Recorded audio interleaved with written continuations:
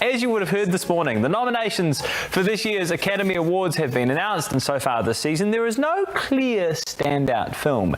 Entertainment correspondent Maude Garrett joins us from Los Angeles to take an in-depth look. So Maude, which films took out the most nominations this year?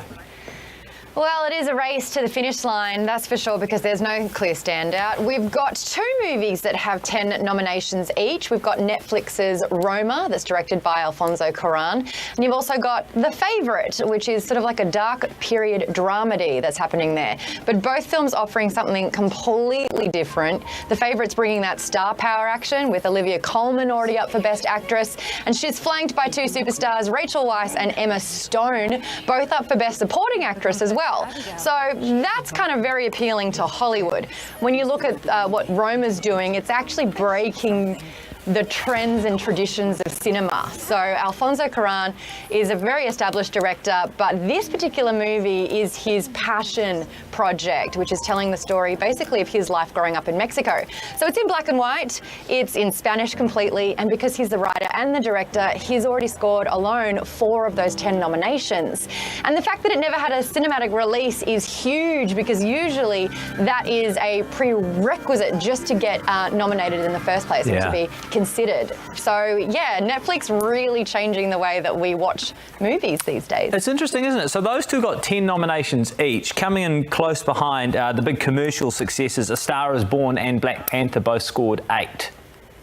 Yes, that's a huge thing for those two movies, but the biggest upset with those films is the fact that even 8 nominations meant that the director of the film didn't get one.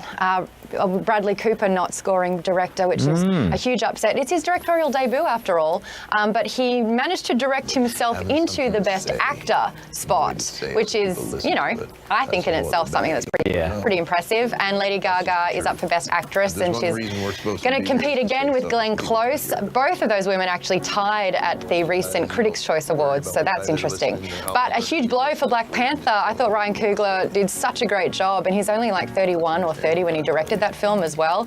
So, oh well, at least it's on there though. This is like a Marvel comic book movie getting an Oscar nomination. That in itself is huge. It's pretty significant. Yeah. Do you feel like the Academy is kind of, you know, getting a bit more with the times and you know, celebrating diversity a bit?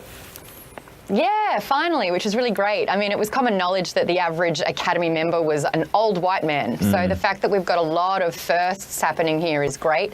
Roma is, I think, one of 10 films that are non-English speaking that have got a Best Picture nomination.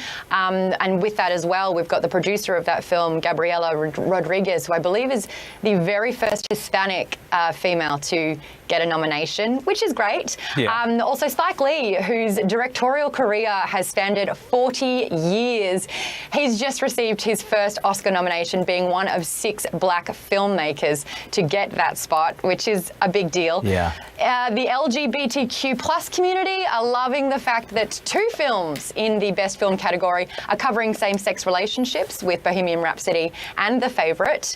But I'm a little bit bummed that there are no female directors in the Best Director category, but you can't win them all. There are some wins, but still a little bit to go. Hey, have we got a host yet? No. This is actually, it's gone from being the most coveted hosting role that anyone can get to being the least desired thing to do. Because what's happening in Hollywood at the moment, and no one's immune to this, everyone loves a scandal. As soon as someone finds success, it's up to the public to delve deep and dig and get the dirt, which is what happened with Kevin Hart, who was initially approached to host the Oscars. About 8 to 10 years ago, he tweeted a few homophobic things that he has apologized profusely for, but he's not actually stepping back up into that role. And no one's really fighting for it these days. And just like the movies of 2018, there's no standout for a host this year as well. Ouch. Damn, that's interesting. Okay, well, we'll watch this space. Thank you so much, Maude. Good to chat. That is Maude Garrett for us live in Los Angeles. Alrighty, it's 7.